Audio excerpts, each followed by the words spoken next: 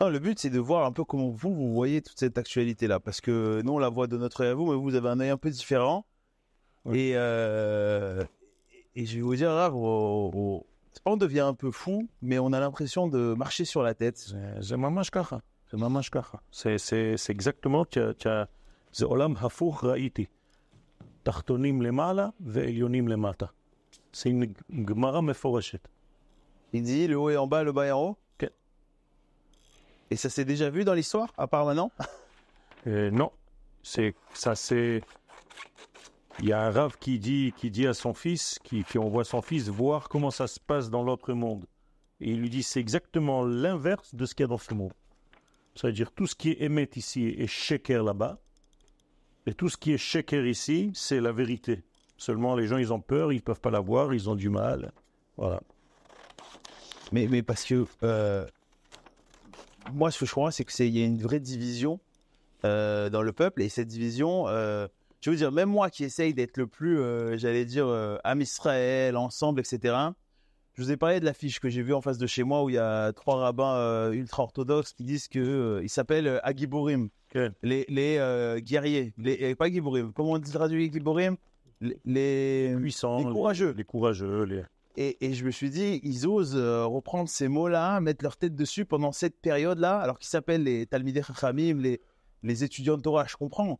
Mais s'appeler les courageux en ce moment, même moi, je vous dis, j'ai eu un petit pincement au cœur et j'avais très envie d'enlever cette affiche et de la détruire. Il y a un certain courage dans le fait de dire, si c'est ça le cas, je n'ai pas vu l'affiche, mais si c'est ça le cas, il y a une place. D'être courageux pour dire les choses qu'ils n'avaient pas l'habitude de dire jusqu'à maintenant. Non, le cours, c'est pas ça. orthodoxe. Ça, c'est autre chose. Non, le but, c'était Tu de comprends. faire les fêtes, faire tes chouva. Voilà, c'est ça. Donc en fait, ça fait 2000 ans qu'on fait les mêmes choses et c'est pas ça qui fait en sorte de faire avancer tout le processus de Géoula. Ça veut dire qu'on s'est planté quelque part et qu'il faut faire très très très attention de ne pas s'approprier à Kadosh Baruch Hu.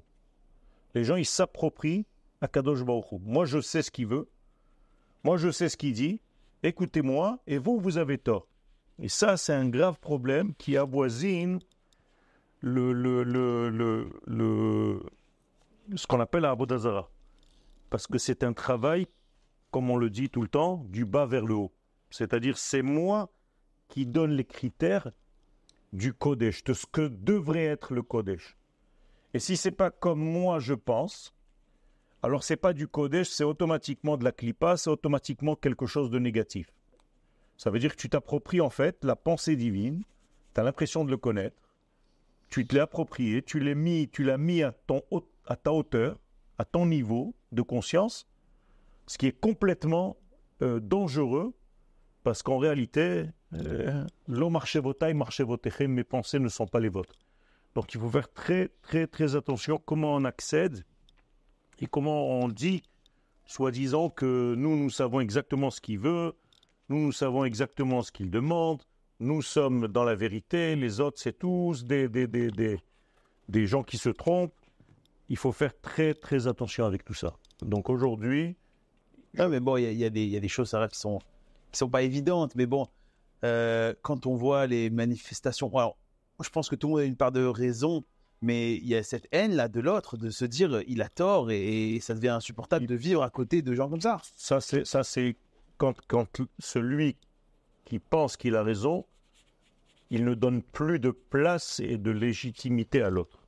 Ça, c'est l'interdiction. Ne pas être d'accord avec quelqu'un, c'est pas grave. Mais dire tu n'as pas, en réalité, tu n'es pas légitime, ta pensée n'est pas légitime, donc je vais te détruire, tu n'as rien à faire ici, ça c'est très grave. Et donc c'est ça qu'il faut faire tchouva. Ouais, mais si leurs erreurs, entre guillemets, ne comprenaient que eux, c'est une chose. Mais là, leurs erreurs nous amènent tous à des situations de folie. Nahon. Et on ne peut pas accepter ça, on doit combattre. On doit se battre, mais il faut se battre avec intelligence et véritablement savoir vers quoi on va, parce que là, pour l'instant, on attise vraiment que des systèmes qui ne sont pas du tout au niveau de la Torah et qui détruisent tout le système de la pensée du judaïsme. Et ça, il faut vraiment, vraiment corriger et guérir de ça. Et effectivement, il faut savoir les choses les plus basiques. Ça, c'est normal. Si quelque chose va contre la vie, contre les intérêts de mon peuple, de mon État, ça, immédiatement, tu peux savoir, tu n'as pas besoin d'aller chercher de midi à 14 heures, tu peux savoir que c'est la vérité. Non, moi, je vais vous donner un exemple et je sais que ça va vous rendre fou parce que moi, ça m'a rendu fou. Quand il y a certaines personnes qui se permettent de... On leur demande c'est qui le pire entre Bibi Netanyahou et Sinoar et ils disent les deux, c'est la même chose. Ça, c'est la Comment haine. vous arrivez à voir des gens comme ça et de se dire, pas peut-être ils ont raison, mais ils ont une vérité à eux. Ils n'ont pas de vérité à eux, c'est pas une vérité à eux. La vérité, elle se voit quand les choses viennent par la personne elle-même. Là, c'est que de la haine. שלושה דברים מוציאים את האדם מן העולם. השנאה, הקנאה והתאווה והכבוד. Ça, c'est des choses qui viennent et qui sortent la personne de l'univers tout entier. Ça veut dire qu'il est en train de mourir de sa propre haine. Il est étouffé de sa propre haine. Il meurt de sa haine. C'est-à-dire sa haine le tue. Et ça, c'est terrible parce que c'est la plus grande des punitions. Il n'y a même pas besoin d'être puni. Plus que cela, c'est déjà la plus grande des punitions. Tu as été puni parce que ta haine t'a sorti de l'existence. Elle t'a retiré, en fait, de la normalité de ce monde. Et ça, c'est terrible. Et ça, malheureusement, il faut faire très, très, très attention à ça, de ne pas parler de choses que parce que tu es véhiculé par la haine. Si tu as quelque chose à dire, dis-le, mais fais attention, réfléchis. Et la personne, en plus, tu ne peux pas la haïr. Tu peux haïr ses idées. Mais si tu commences à haïr ton frère, ta sœur, là, il y a un problème très, très grave, beaucoup plus profond. Donc, je peux être contre des idées, mais je dois en aucun cas arriver à haïr, chas v'shalom, un membre de mon peuple. Et la même chose, tout ce qu'on fait de bien pour nos ennemis finit par être le mal pour nos propres soldats. Les toilettes qu'ils ont données au Hamas, là. Aux terroristes. Ils ont amélioré les conditions de... Ils ont amélioré des conditions de vie. Et nos soldats, ils n'ont même pas. Alors, est-ce que vous avez compris pourquoi ils ont fait ça? Ils ont fait ça parce qu'ils ont dit... Quand il y a eu le soldat qui a été accusé d'avoir violé un terroriste du Hamas, donc vous avez dit que ça mettait en risque les otages qui allaient se faire violer, chas v'shalom. Là, en améliorant leurs conditions, ça va améliorer les conditions des otages. C'est ça l'état d'esprit chez eux. Parce qu'en fait, ils mettent dans l'esprit de nos ennemis le même esprit que nous avons. Alors que nos ennemis ne pensent pas comme nous. C'est-à-dire, ils se mettent sur égalité, quoi. Au même niveau. Ouais, ils se mettent au même niveau. Alors que nos ennemis ne pensent pas du tout comme nous, n'ont pas la façon de réfléchir que nous avons, n'ont pas la mentalité que nous avons, et on ne sait pas parler leur langue. C'est ça le problème. Parler leur langue, c'est-à-dire la violence. Ils ne comprennent que de la violence. La force. La force et la domination. Et malheureusement, c'est ce que nous devons leur donner, parce que sinon, sans ça, continueront à nous... Mais est-ce que c'est juif? Est-ce que c'est israélien de faire ça? Parce que beaucoup de gens, entre guillemets, viennent et disent, vous les juifs qui avez compris ce que c'était la Shoah, qui avez vécu les pires pogroms depuis 2000 ans, aujourd'hui, être dans la violence, c'est comme devenir du côté du méchant. Pas du tout, au contraire. Le fait que nous nous battions pour notre identité, non seulement ça ne nous rend pas méchants et mauvais dans notre nature, parce que notre nature, elle est bonne, mais en plus de ça, ça c'est la moralité. C'est ça la moralité, c'est de détruire ceux qui veulent détruire la vie, ceux qui sont contre l'existence. Et là, nous avons affaire à des gens qui sont contre l'existence, qui glorifient la mort. Donc si je les aide, entre guillemets, à arriver à leur but, à quitter le monde, je fais en fait que le bien. Je nettoie le monde de cette vermine, de cette pourriture, de toute cette violence. De toute façon... Ouais, mais Rav, il parle de civils, il parle de Malheureusement, lorsque les civils sont en association avec les autres et qu'ils dansent et qu'ils chantent pendant qu'il y a des pogroms et des machins, ce n'est plus des civils. C'est considéré comme nos ennemis, même si au moment où je rentre, ils n'ont pas d'armes sur eux. De toute façon, tu ne peux même pas savoir, parce que tous les terroristes se déguisent en hommes civils. Donc, on ne peut pas avoir le privilège de faire ce genre de tri quand on rentre. On n'a pas ce privilège. On n'a pas la capacité, parce que c'est danger pour nos soldats. C'est un danger pour nos soldats que de laisser faire les choses et de ne pas comprendre qu'on se met en danger en ne faisant pas ça. C'est-à-dire qu'il y a la morale occidentale, il y a la morale orientale, et on est en train de créer une morale israélienne. C'est une morale divine, c'est pas une morale israélienne. La morale divine, elle comprend les choses. Même si elle paraît, cette morale, être très très violente vis-à-vis des hommes, Akadosh Baruch Hu nous dit, fais attention. Si tu ne fais pas le travail nécessaire au moment où tu devrais le faire, bien après, ça va se retourner contre toi. On a beaucoup reproché à David Ameller, d'ailleurs, c'est pour ça qu'il n'a pas ouvert le Beth Amikdash, parce qu'il avait trop de sang sur les mains. Ok, mais il n'a pas fait le Beth Amikdash, mais il y a quelqu'un d'autre qui l'a fait à sa place, c'est tout. C'est pas... Non, mais si c'était quelque chose de si, entre guillemets, dans la volonté de Dieu. Non, c'est la volonté de Dieu, mais ça veut dire qu'il ne peut pas avoir tous les rôles, mais celui de détruire nos ennemis, il peut l'avoir, il l'a eu. Il n'est pas obligé d'être et celui-ci, et celui qui construit aussi le Beth Amikdash. C'est tout. Il a rempli un des rôles qu'il devait faire au moment où il devait le faire. Il ne se pose pas des questions, qu'est-ce que je fais, qu'est-ce que je ne fais pas. Je suis en danger, mon ennemi est devant moi, il ne demande qu'à me détruire. La première des choses, le réflexe naturel d'un animal, c'est de se défendre. C'est tout. Si tu as perdu ton identité, ta fierté de vie et ton état de vie, ta sérénité, ton équilibre, alors tu ne réfléchis plus, tu laisses faire et tu tends la deuxième joue. C'est tout. Ça, c'est pas Israël, ça. Et il y a beaucoup, je vois des mails, des messages de gens qui n'arrivent plus à vivre aujourd'hui. Je sais. À cause de cette situation-là. Ils regardent un peu trop les informations, ça c'est évident. Je sais. C'est très, très, très compliqué. Nous sommes dans une situation qui est invivable, qui est très difficile. Mais les gens étrangers... Qui se passe, il y a des gens qui partent. Il y a des gens qui partent parce qu'ils ne peuvent pas supporter la tension qu'il y a ici. Et c'est quelque chose de très, très, très, très, très fort. D'ailleurs, la Gemara, elle en parle et dit le Zohar, il dit Hama'amin lo yachish. Celui qui restera dans cette époque-là devra avoir une émouna très, très, très, très, très forte pour rester accroché parce que c'est une catastrophe. Non seulement ça, mais on ne voit pas tous les dégâts qui sont secondaires. C'est-à-dire des divorces, des problèmes psychologiques, des problèmes de médicaments, des problèmes des gens qui sont dans une dépression. C'est ça la Géoula, c'est ça la Géoula qu'on a attendu 2000 ans.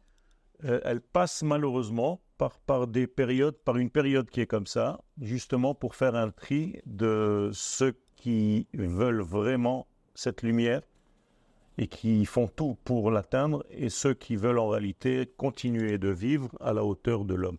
En fait, tout ça, ça vient d'un seul problème. C'est de savoir qui gère le monde. Est-ce que c'est notre système rationnel ou bien c'est Akadosh Baruch Hu? Tant que ta vie est gérée par ton système rationnel, tu es encore dans l'arbre de la connaissance du bien et du mal. Malheureusement, on est tombé là-dedans avec la faute du premier homme. Et si on continue à tomber là-dedans parce qu'on ne sait pas corriger ce degré-là, eh bien, c'est une catastrophe. Donc, il faut sortir de ça. Je dis et je reste sur mes positions qu'aujourd'hui, le médicament à tout ça, c'est l'étude du Zohar, parce que justement, ça te donne une vision qui est divine de la situation que toi, tu veux régler humainement parlant. Et tu ne peux pas régler cette situation humainement parlant. Il y a quelque chose de divin. Ou bien tu lâches prise et tu te mets entre les mains du divin pour gérer la situation, parce qu'il s'agit là d'un degré qui dépasse l'entendement humain. Et avec les degrés humains, tu ne vas que d'une catastrophe à une autre. Et tout le secret aujourd'hui de la Géoula, c'est de se mettre entre les mains d'Akadosh Baruch Hu et dire « je ne sais pas, je ne comprends pas, humainement ça ne devrait pas marcher, mais je sais que tu as raison, c'est comme ça que ça devrait marcher. » Malheureusement, on n'est pas là-dedans. Et c'est la logique qui continue à mener l'humanité. Et tant que c'est la logique qui prime, eh bien on paye les conséquences, malheureusement. Alors, le problème, c'est que même logiquement parlant, c'est-à-dire qu'on voit les réactions orientales, je pouvais presque vous dire que je comprends ce qu'ils disent, pourquoi ils le disent, mais l'Occident qui comprend la situation... L'Occident n'a rien compris, l'Occident a perdu son identité depuis très très longtemps. L'Occident n'a plus d'identité. Il n'y a plus aucun État qui a gardé son identité de base. Ils ont tous perdu leur essence. Et aujourd'hui, en fait, ils sont déjà morts, mais Leur mort est lente, se fait lentement, mais sûrement. Est-ce que ça veut pas dire qu'Israël va se retrouver un peu tout seul? Et de toute façon, on est déjà tout seul.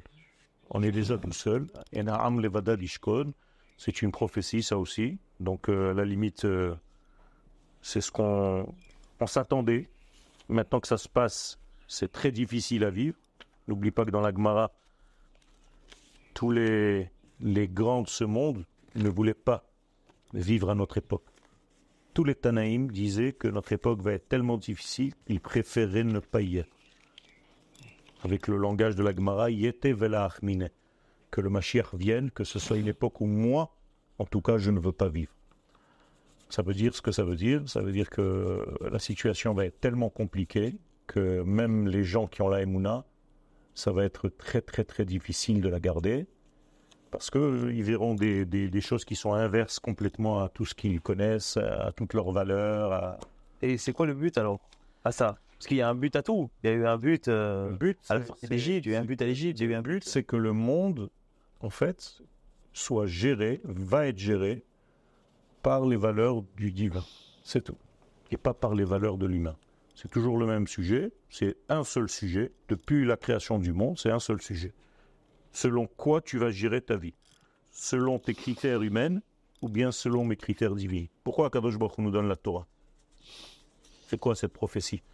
C'est une prophétie. Ça veut dire, voilà, je vous conseille, les mitzvot s'appellent des conseils, Aitin, je vous conseille, Aitzot en hébreu, en araméen Itin, je vous conseille de vivre selon mes lois, parce que ce sont les lois les plus équilibrées pour ce monde. Vous voulez vivre selon vos lois à vous, vos systèmes à vous, vous allez vous casser la figure. C'est tout. Et depuis la création du monde, c'est tout ce qu'on fait. C'est d'essayer de contrarier Akadosh Baruch Hu pour lui dire on est meilleur que toi, on sait mieux que toi ce qu'il faut pour notre monde. Donc s'il te plaît, retire-toi de notre vie, laisse-nous faire. Et donc Akadosh Baruch Hu, il s'est retiré pour nous laisser faire, et voilà les conséquences. Et alors, dans quoi, à part dans l'étude du Sod, du Zohar, etc., du secret, vous arrivez à trouver de l'optimisme? Dans le fait que toutes les prophéties qui étaient prévues pour notre époque se réalisent. Ça veut dire qu'on ne nous a pas dit que ça sera facile. On nous a préparé que ce sera comme ça, parce qu'apparemment on savait que l'homme n'arrivait pas à sortir de son intellect, de son cerveau rationnel. Et donc les Chachamim nous disent on va arriver à une période comme ça. Et donc si ça se passe, c'est un grand optimisme. Rabbi Akiva, quand il est allé voir la destruction du temple, il rigolait. On lui a dit, mais comment tu peux rigoler? C'est la destruction. Il dit, justement, si ça se passe et que c'était dans la prophétie, ça veut dire que le reste aussi va se passer. Donc je reste optimiste. Non, mais on vous sent, excusez-moi, hein, moi je vous ai connu très très optimiste. Et là, je vous sens, bon, on a pris beaucoup de coups cette semaine, on est passé, même la semaine dernière, ça fait 2 semaines, on a des semaines très très dures. Je suis très optimiste, mais je dis qu'il faut faire une action humaine. Tu ne peux pas laisser comme ça, même si tu es optimiste, c'est pas fou. Être optimiste, c'est pas être fou. Donc il faut en fait remettre en place tout le système judiciaire qui est complètement dépravé, le système information qui est lui aussi complètement vendu par la haine de notre Premier ministre, et beaucoup de systèmes qui sont devenus en réalité progressistes. Bien sûr. Il y a un mouvement progressiste qui est devenu en fait dominant. Un concept, ça. Un concept qui est une conception qui est complètement erronée de la vérité. Et ça, il faut éradiquer complètement. Il faut complètement sortir de ce système le plus vite pour justement retrouver l'équilibre normal, mental de notre peuple. C'est tout. Alors c'est de l'optimisme, mais ça ne veut pas dire que je reste les bras croisés à ne rien faire. Je suis très optimiste, mais je pense et je sais que nous avons un travail énorme à faire, maintenant, de remettre tout le système en place. Parce que tout est erroné, encore une fois, pour la même raison, c'est que c'est le rationnel humain qui est mis en premier. Alors que nous sommes là avec un rationnel divin. D'ailleurs, on nous le reproche. Oui, ça fait peur, exactement, c'est les méchichistes. Oui, c'est ça, on nous le reproche. On dit, vous êtes des méchichistes, vous êtes des gens qui en fait, vous n'avez pas de mental. Et en fait, on vient leur dire non. On a reçu un rôle Et ça, c'est déjà, ça remet tout en question, hein. Ta foi, ou si tu n'as pas la foi, dans le fait qu'il y a un dirigeant de ce monde qui a créé ce monde pour justement qu'Israël devienne le porte-parole. Et si tu sors de tout ce système-là, eh bien alors tu retombes dans tout ce système logique, normal, cartésien, humain, alors que nous sommes là pour faire un travail qui est au départ un travail divin. L'histoire humaine, c'est l'histoire divine. Donc si on ne fait pas, on ne règle pas l'histoire divine, l'histoire humaine, elle n'a aucun sens. On est là que pour révéler les valeurs du divin, pas pour fabriquer une société humaine qui va nulle part et qui vit pour dormir et manger et tout le reste. C'est pas ça. On a un but. Donc le but, il faut le réaliser. Là, il y a des gens qui sont des destructeurs de ce but, en tout cas qui n'ont pas compris ce but, qui veulent nier ce but ou s'en écarter au maximum. Mais on est là pour rappeler en fait le but initial, c'est tout. Et c'est ça le véritable travail aujourd'hui. Et malheureusement, et heureusement aussi, on ne peut pas le faire sans l'étude, parce que c'est dans l'étude. Non, mais vous parlez d'études, les religieux, entre guillemets, quand on voit les religieux, le problème c'est que quand on voit les non-religieux, on ne comprend pas, quand on voit les religieux, on ne comprend pas. Tout à fait, tout à fait. Ça veut dire qu'en fait, il y a un système qui a été mal compris, j'en ai parlé tout à l'heure. J'ai dit que les gens qui pensent détenir Akadosh Baruch Hu, il y a un grand problème.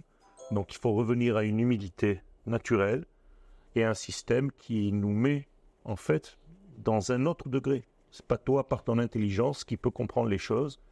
Et ça n'est pas donné, si ce n'est qu'à ceux qui s'occupent des profondeurs de la Torah.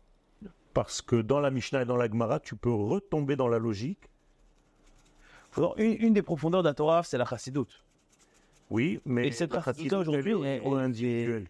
La chassidoute, elle est au niveau individuel. Il y a une Torah du secret individuel et il y a une Torah du secret collectif. Non, c'est la même. C'est la même chose, seulement tu peux la comprendre au niveau individuel et tu peux la transférer au niveau du klal.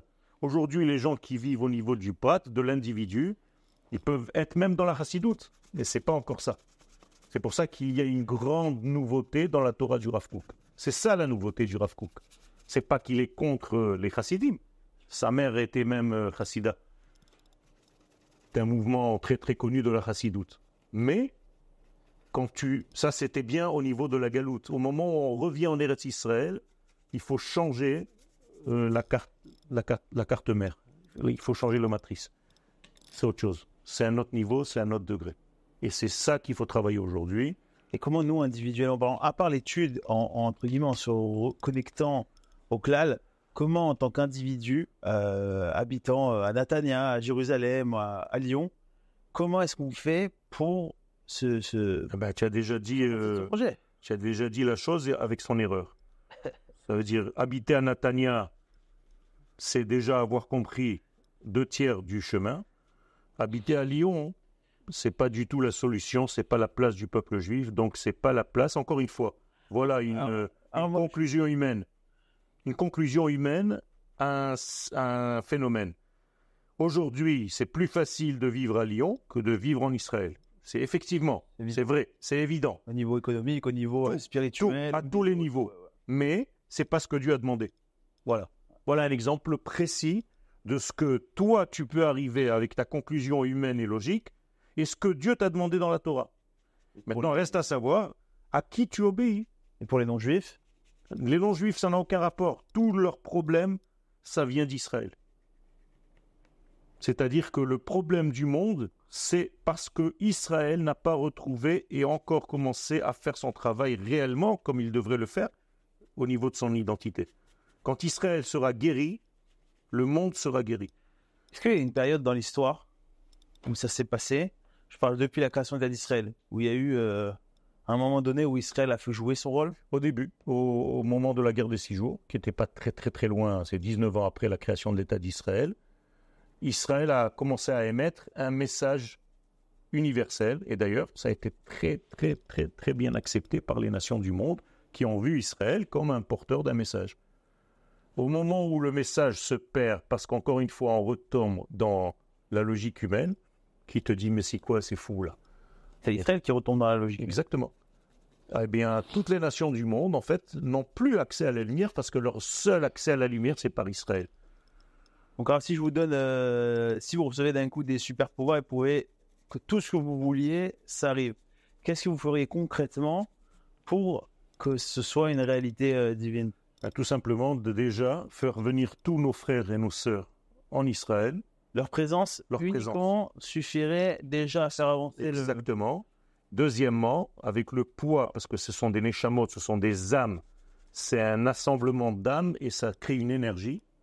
Oui, alors vous avez tous les pouvoirs. La présence uniquement. La présence des âmes de nos frères et de nos sœurs en Israël va mettre en place une énergie qui dépasse complètement l'entendement humain, qui va donner naissance à une révolution au niveau de l'esprit, et ça va faire avancer tous les processus, même si c'est incompréhensible, et je suis d'accord que c'est pas logique ce que je suis en train de dire, mais c'est comme ça que ça se passe, parce qu'il y a un mouvement cosmique très très fort qui passe par les âmes du peuple d'Israël lorsqu'il est sur sa terre. Et donc c'est une condition sine qua non. C'est une condition sine qua non, mais est-ce qu'il y a d'autres choses? Ben oui, une fois que ces frères et sœurs sont là, on met un système en place qui est basé sur les valeurs divines, les valeurs divines. C'est-à-dire que tout le système n'est plus un système du premier degré, c'est un système comme nous le dévoilent les secrets de la Torah, comment mettre en place un système qui va en fait gérer tout le bien dans le monde, à commencer par le désir de partager avec ses frères et sœurs, et non pas aller contre tout ce qui est en train de se faire ici, qui casse les pieds en fait à tout le système. À chaque fois que nous voulons avancer vers quelque chose, il y a tout un système logique qui se met en place pour écarter toute éventualité d'un système divin qui est nécessaire, et sans lui, on ne pourra rien faire. D'ailleurs, tous les gens qui ne veulent pas accepter ce système le disent, mais ils ne comprennent pas ce qu'ils disent à Rosh Hashanah. C'est-à-dire qu'à Rosh Hashanah, qu'est-ce qu'on demande? Que le monde soit dirigé par lui, que ses valeurs soient celles qui soient révélées dans le monde. Donc ça ne sert à rien de dire des mots si tu n'y crois pas. Ki amalchut shel Chai, c'est toi le roi, c'est toi le royaume, les valeurs sont les tiennes. Alors à quoi on joue? Tu dis des choses dont tu ne comprends même pas et tu n'y crois pas. Donc ça, c'est un problème. Donc, nos valeurs, ce sont les valeurs de la Torah qui ont été données par prophétie. Nous n'avons rien d'autre que ça. Ah, je vais être un peu dur, mais vous me connaissez, c'est avec beaucoup d'amour. Je vous ai dit, Arabe, vous avez tous les pouvoirs. Au lieu de souhaiter la paix, au lieu de souhaiter la fin de la fin dans le monde, que tous les enfants aient une éducation, je sais pas, X, Y, Z, l'objectif, c'est qu'Israël revienne en Israël. Oui. C'est ça, il n'y a que ça. C'est le premier objectif, c'est celui de la Géoula. La Géoula dans la Torah ne traite que d'un seul sujet. C'est le retour d'Israël sur sa terre. C'est ça la Géoula. C'est une Géoula nationale. Tout le reste, c'est une mise en place une fois que la nation est sur sa terre. C'est tout. Tant qu'on n'a pas compris tout ça, et aujourd'hui c'est le sujet principal, parce que en revenant en Eretz Israël, on revient vers l'intériorité. Tout à l'heure, j'ai parlé de l'intériorité. Ouais. Bien, même dans le territoire, dans l'espace, il y a une intériorité. La terre d'Israël, c'est l'intériorité du monde. C'est comme si c'était le Zohar au niveau des terres. C'est-à-dire, quand on revient en Eretz Israël, c'est comme si on ouvrait le Zohar. On rentrait à l'intérieur du Zohar, physiquement. Alors, est-ce que vous avez un dernier mot à dire à vos élèves? Que le judaïsme n'est pas une religion, qu'ils ne pensent pas que le système religieux, c'est lui qui gère le monde. C'est d'abord Akadosh Baruch Hu, par la nation d'Israël, qui a été créée pour ce degré-là, et qui, elle, lorsqu'elle sera basée sur sa terre, va donner la lumière au reste du monde, et donc on n'a rien à faire à l'extérieur, si ce n'est que de revenir sur notre terre et jouer notre rôle. Alors, je sais que tout ce que je vous dis, ce sont des choses qui sont peut-être pas faciles à digérer, mais je pense ces choses-là, Et si vous avez des questions, vous pouvez me les poser avec plaisir. Avec du respect, bien sûr. On est là pour parler sur Internet, sur ce que vous voulez, pour essayer de développer et de faire avancer notre système. Ce n'est pas dirigé contre quelqu'un. Je ne suis là que pour faire avancer ces degrés de vie dans lesquels je crois fermement.